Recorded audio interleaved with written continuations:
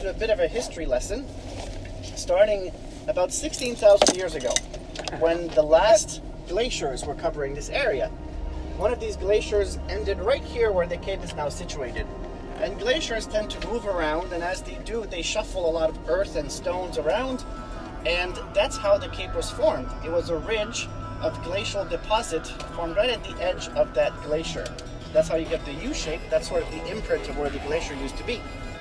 And after that, for thousands of years, through marine erosion and currents, sand got deposited at the tip of the cape. So nowadays, from the town of Truro all the way to the tip of Cape Cod, Race Point, it's one gigantic sandbar. There's no bedrock. You can dig as far down as you want right here until you hit the ocean floor. It's just sand. And that's how we get the sand dunes here. However, the sand dunes were not there until about 200 years ago, so very recent.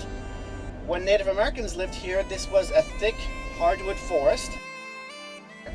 And the Native Americans used this place as a hunting ground. But everything started to change around 1620. The Mayflower.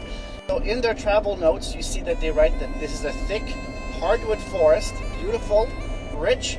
So in 1654, the Plymouth colony bought the tip of Cape Cod from the Nauset Indians, specifically for lumber. And within about 100 years, they had chopped every single tree off of this spit of land. And then what happened is that the topsoil dried up, blew away, and from under the soil, sand started to creep up. So in 1981, the national park closed this area and started planting this here, American beach grass, and it stabilizes the sand. So with this, the sand stopped traveling.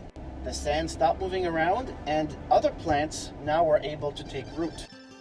There was concern that eventually tourism would take over the whole coast and it would be one never-ending private resort, and people wouldn't have access to the coast and nature would be destroyed.